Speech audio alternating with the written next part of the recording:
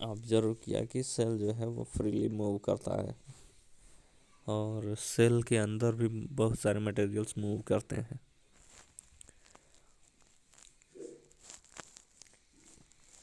ना स्टूडेंट्स, अब cell theory की बात करते हैं। In 1838 two German scientist Theodor Schwann and Matthias Schleiden put forward the cell theory of life. इन दोनों साइंटिस्ट ने, Theodor Schwann and Matthias Schleiden, उन्होंने प्रस्तुत किया लाइफ की सेल थ्योरी, जिसके बेसिक पॉइंट्स क्या क्या है उसको हम लोग समझ लेते हैं। तो स्टूडेंट्स, सेल थ्योरी के बेसिक पॉइंट्स हैं यहाँ पे। First, all organism are composed of cells. जितने भी लिविंग ऑर्गेनिज्म हैं सब के सब सेल्स से बने हुए हैं। The cells are the basic structural and functional unit of life. Cells जो होते हैं लाइफ के बेसिक स्ट्रक्चरल और फंक्शनल यूनिट है। एंड स्टूडेंट्स, यहाँ पे तो फर्स्ट पॉइंट का मतलब है कि जितने भी लिविंग ऑर्गेनिज्म हैं वो सारे के सारे सेल से बने हुए हैं, और सेल जो होते हैं basic structural and functional unit of life होते हैं। इसका मतलब ये है कि सेल सबसे छोटी इकाई है, फंक्शनल और स्ट्रक्चरल दोनों। सारे लिविंग ऑर्गेनिज्म सेल से ही बनते हैं, और बॉडी में जो वर्क होता है, फंक्शनिंग होती है, वो सेल के थ्रू ही होती है। And student, second point, all new cells are found by the division of pre existing cells. और जितने भी नए सेल्स बनते हैं वो पहले से जो सेल्स प्रेजेंट हैं उनके डिवीजन वगैरह से ही बनते हैं। पुराने सेल्स डिवाइड हो करके न्यू सेल्स का निर्माण करते हैं। ना स्टूडेंट्स, इसका जो थर्ड पॉइंट है, the structure of living organism depends on the organisation of cells in body. जो लिविंग ऑर्गेनिज्म होते हैं उनका स्ट्रक्चर बॉडी के सेल्स के ऑर्गेनाइजेशन पे डिपेंड करता है। बॉडी में जिस तरीके से सेल्स ऑर्गेनाइज रहते हैं, लिविंग ऑर्गेनिज्म का स्ट्रक्चर जो होता है वैसा ही होता है। जैसे कि हम लोगों के हाथ पैर हैं और आँख मुँह नाक नोज वगैरह ये सारी चीज़ें हैं, तो इस सेल के स्ट्रक्चर की वजह से है। और कुछ ऑर्गेनिज्म ऐसे होते हैं जो हमारे जैसा नहीं दिखते हैं, अलग दिखते हैं। कुछ ऑर्गेनिज्म सर्कुलर दिखते हैं। तो इस तरीके से सेल की जो बॉडी है, जो बॉडी हम लोगों की, वो सेल के ऑर्गेनाइजेशन पे डिपेंड करता है। The activities of organism depend on the activities of the components within the cell. और ऑर्गेनिज्म की जो एक्टिविटी है वो डिपेंड करता है within the cell. Activities of components within the cell. Cell के अंदर भी बहुत सारे छोटे छोटे कंपोनेंट्स होते हैं।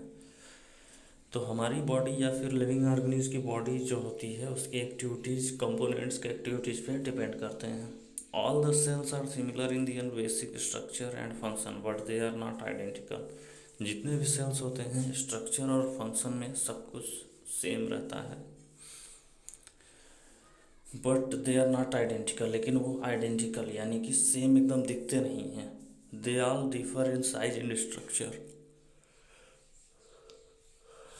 सारे के सारे उनके साइज और स्ट्रक्चर में डिफरेंट होते हैं, भले ही बेसिक स्ट्रक्चर सेम हो। जैसे सब में आउटर कवरिंग हो और अंदर सबके ऑर्गेनेलिज हो, ये सारी चीज़ें हो, लेकिन उनका मेन जो स्ट्रक्चर और साइज है वो डिफरेंट ही रहता है।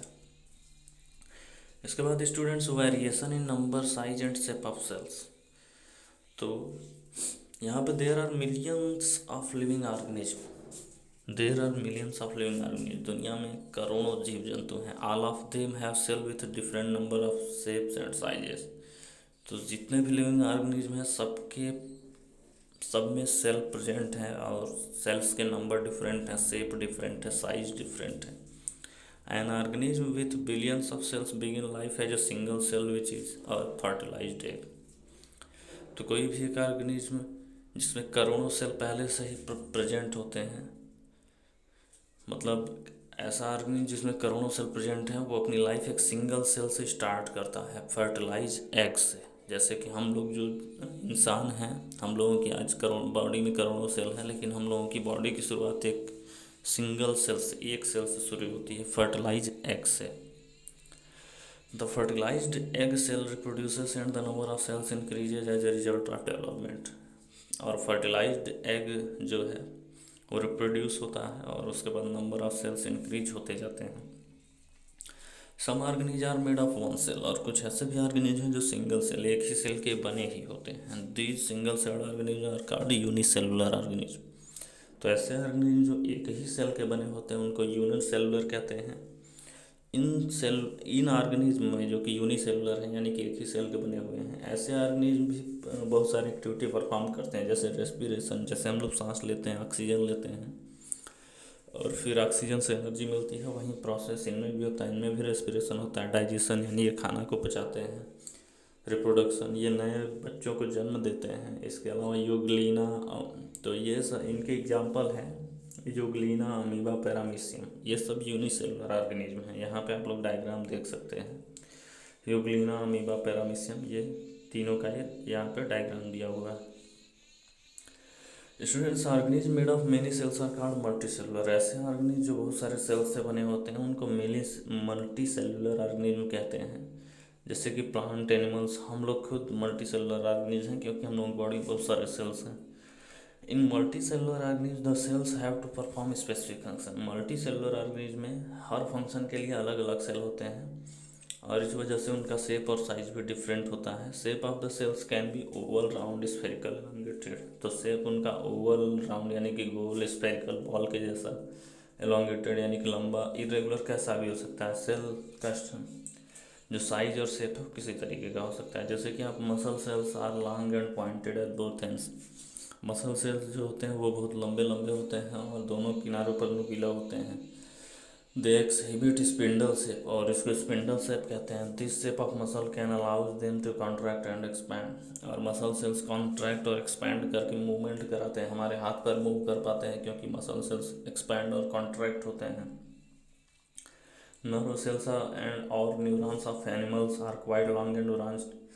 नर्व सेल्स, जिसको न्यूरॉन्स भी कहते हैं, वो लंबे और ब्रांच्ड होते हैं, यानी उनमें ब्रांच निकला होता है। They can be several feet in length. उनका मतलब कई फीट लंबे नर्व सेल्स हो सकते हैं। हमारी बॉडी में सबसे लंबे यानी कि लॉन्गेस्ट सेल्स न्यूरॉन्स या फिर नर्व सेल्स ही हैं। तो students, nerve cells receives and transfer messages, thus help to control and coordinate the working of the different parts of the body। nerve cells जो होते हैं वो अलग अलग बॉडी से इलेक्ट्रिक सिग्नल्स को कलेक्ट करते हैं और सेंड करते हैं। जैसे अगर हम लोगों को कहीं हाथ में चोट लग गया तो वहाँ से नर्व सेल्स इलेक्ट्रिक सिग्नल को ब्रेन तक पहुंचाते हैं, तो हम लोगों को ब्रेन को पता चलता है कि हम लोगों को चोट लग गया है और पेन होने लगता है, और इस वजह से हम लोग उसका इलाज करा लेते हैं। अगर नर्व सेल्स ना हो तो कहीं पे भी अगर हम लोगों को चोट लगे तो हम लोगों को फील ही नहीं होगा, पता ही नहीं चलेगा।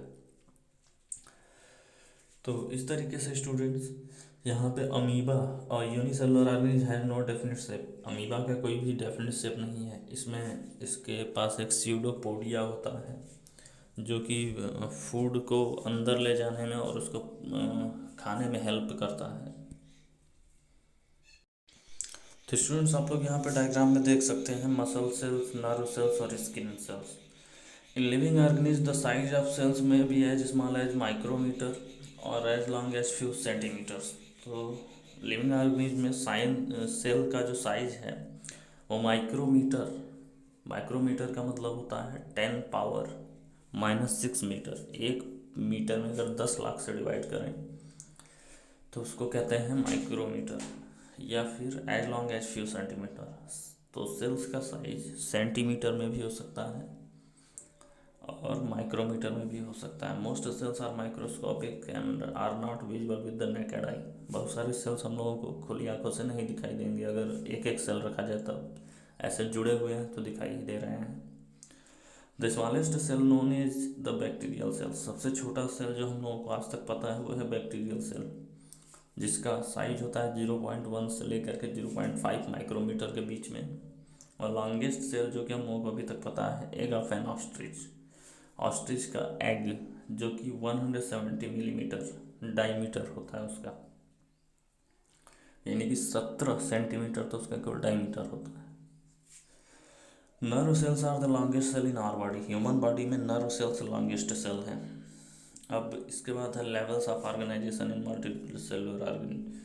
तो स्टूडेंट्स, हमारी बॉडी में बहुत सारे सेल्स प्रेजेंट हैं और कुछ सेल्स फंक्शन करते हैं, अलग टाइप का फंक्शन करते हैं, कुछ अलग टाइप का, यानी कि हर सेल का अपना खुद का स्ट्रक्चर, खुद का फंक्शन है।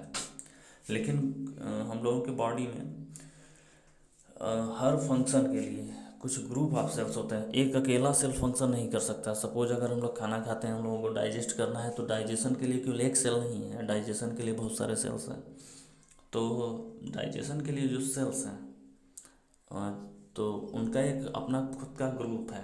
तो स्टूडेंट्स, यहाँ पे ग्रुप ऑफ सेल्स जो होते हैं टिश्यू फॉर्म करते हैं। तो हर मल्टी सेलुलर ऑर्गेनिज्म में ग्रुप ऑफ सेल्स मिल करके एक टिश्यू बनाते हैं, और टिश्यू हमारी बॉडी में स्पेसिफिक फंक्शन परफॉर्म करते हैं।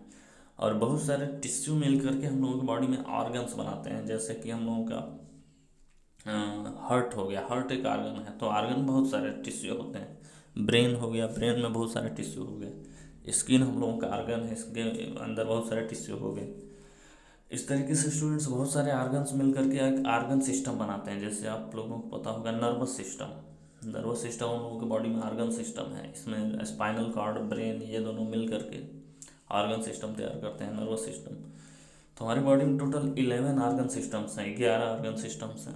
और स्टूडेंट्स, सारे आर्गन सिस्टम मिल करके ऑर्गेनिज्म तैयार करते हैं, यानी कि लाइफ तैयार करते हैं। तो स्टूडेंट्स, इस तरीके से हम लोगों का ये टॉपिक कंप्लीट होता है। कल हम लोग स्टार्ट करेंगे स्ट्रक्चर ऑफ सेल। सेल के अंदर क्या क्या चीज़ें होती हैं, सेल में कौन कौन से पार्ट्स का क्या क्या फंक्शन है, ये सारा हम लोग कल डिटेल में स्टडी करेंगे। ओके स्टूडेंट्स, आज के वीडियो में बस इतना ही। Thank you, have a nice day. जय हिंद, जय भारत।